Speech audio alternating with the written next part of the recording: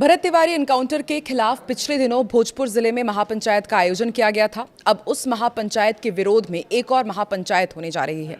इसे सीएम सम्राट चौधरी के समर्थन में बुलाया गया है। पूरा मामला क्या है और भरत तिवारी एनकाउंटर की जांच कहां तक पहुंची है, आइए जानते हैं। नमस्कार, मैं हूं आकांक्षा और आप देख रहे हैं न्यूज 18 का डिजिटल प्लेटफॉर्म।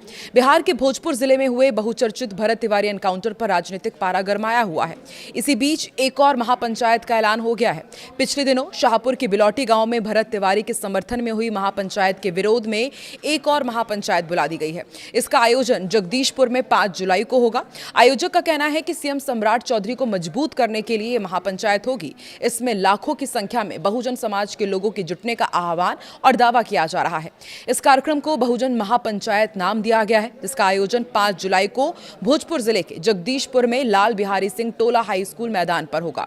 सोशल मीडिया पर बड़ी संख्या में लोगों से इस कार्यक्रम में जुटने का आह्वान किया जा रहा है। इस महापंचायत का आयोजन बहुजन आर्मी नाम का एक संगठन कर रहा है। बहुजन आर्मी के राष्ट्रीय अध्यक्ष गोल्डन दास ने दलित, आदिवासी, पिछड़ा, अल्पसंख्यक समाज के लोगों को इस महापंचायत में जुटने का आह्वान किया है। गोल्डन दास ने एक यूट्यूब चैनल से बातचीत में कहा कि इस महापंचायत के जरिए बहुजन समाज के लोग सीएम सम्राट चौधरी को मजबूत करेंगे। उन्होंने कहा कि भरत तिवारी के एनकाउंटर के खिलाफ सवर्ण समाज की ओर से बिलौटी गांव में महापंचायत हुई थी। अब उसके विरोध में बहुजन समाज एकजुट होकर सरकार को मजबूत करने का काम करेगा। आने वाले दिनों में दिल्ली में भी ऐसी महापंचायत के आयोजन होने की खबरें हैं। 5 जुलाई को प्रस्तावित बहुजन महापंचायत का सोशल मीडिया पर जो पोस्टर जारी किया गया है, उसमें भगवान बुद्ध, सम्राट अशोक, भीमराव अंबेडकर से लेकर लालू यादव, नीतीश कुमार, रामविलास पासवान, मायावती और मुलायम सिंह यादव तक के फोटोज लगे हुए हैं। पुलिस एनकाउंटर में मारे गए भरत तिवारी के समर्थन में बीते 24 जून को बिलौटी गांव में महापंचायत हुई थी। इसमें बिहार के साथ ही यूपी के विभिन्न इलाकों से भी बड़ी संख्या में लोग जुटे थे। उस कार्यक्रम में पुलिस की कार्रवाई का विरोध करते हुए दोषी पुलिसकर्मियों को गिरफ्तार करने की मांग की गई थी। सम्राट सरकार को भरत तिवारी के श्राद्ध तक का अल्टीमेटम दिया गया है। जनस्वराज पार्टी के सूत्रधार प्रशांत किशोर भी इस महापंचायत में शामिल होने के लिए पहुंचे थे। भोजपुर जिले के बिलौटी गांव निवासी भरत तिवारी की 17 जून को पुलिस एनकाउंटर में गोली लगने से मौत हो गई थी। परिवार का आरोप है कि भरत ने अपना हथियार फेंककर पुलिस के सामने सरेंडर कर दिया था और इसके बावजूद उन्हें 5 गोली मारी गई और इसका खुलासा पोस्टमार्टम रिपोर्ट में भी सामने आया है। परिजन की शिकायत पर शाहपुर थाने में जगदीशपुर के तत्कालीन एसडीपीओ, तत्कालीन थानेदार समेत अन्य पुलिसकर्मियों के खिलाफ हत्या की धारा में एफआईआर दर्ज की गई है। भरत तिवारी अपने गांव के पास बसाए जा रहे बाढ़ पीड़ितों के हक की आवाज उठा रहे थे। उसके पास एक अवैध पिस्टल थी। उसके जरिए वो लगातार सोशल मीडिया पर प्रशासन और पुलिस को धमकी देते थे। एनकाउंटर के एक दिन पहले जब पुलिस उसे पकड़ने आई थी, तब उसने थानेदार पर पिस्टल तान दी थी। ये आरोप उसके ऊपर लगे हैं। पुलिस ने उसे मानसिक रूप से बीमार व्यक्ति भी बताया था।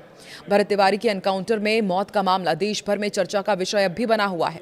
पक्ष और विपक्ष के कई राजनेताओं ने पुलिस के इस एक्शन पर सवाल उठाते हुए निष्पक्ष जांच की मांग की, जिसके बाद सीएम सम्राट चौधरी ने इस केस की जांच के लिए न्यायिक आयोग का गठन कर दिया है। इसकी अध्यक्षता पटना हाईकोर्ट के रिटायर्ड जस्टिस विनोद कुमार सिन्हा कर रहे हैं। बिहार के भोजपुर के बहुचर्चित पुलिस एनकाउंटर में मारे गए भरत तिवारी उर्फ भरत भूषण तिवारी के परिजन को बड़ी राहत भी मिली है। भरत के परिवार वालों पर दर्ज मुकदमा वापस ले लिया गया है। पुलिस पर फायरिंग के मामले में दर्ज एफआईआर से पिता और भाई का नाम हटा दिया गया है। उस केस में दोनों के खिलाफ हत्या के प्रयास, आर्म्स एक्ट और भरत तिवारी को संरक्षण देने के आरोप लगे थे। भोजपुर जिले के शाहपुर थाना क्षेत्र स्थित बिलौटी गांव में भरत तिवारी के पुलिस एनकाउंटर में मौत की न्यायिक जांच चल रही है। सरकार की तरफ से गठित 1 सदस्यीय न्यायिक जांच आयोग के अध्यक्ष रिटायर्ड जस्टिस विनोद कुमार सिन्हा बिलौटी पहुंचे थे। उन्होंने भरत के परिजनों से मुलाकात कर उनकी बातें सुनी थी और निष्पक्ष जांच और न्याय का भरोसा दिया था। उसके बाद मुठभेड़ स्थल भी वो पहुंचे और बारीकी से उन्होंने जांच की थी, पूरी जानकारी जुटाई थी। जांच के दौरान जस्टिस सिन्हा ने परिजनों से घटना के बारे में उनके पक्ष को गंभीरता से सुना, साथ ही उनका बयान भी दर्ज किया था। परिजन ने उनसे कहा कि हथियार फेंकने के बाद गोली मारने का कोई कानून है क्या।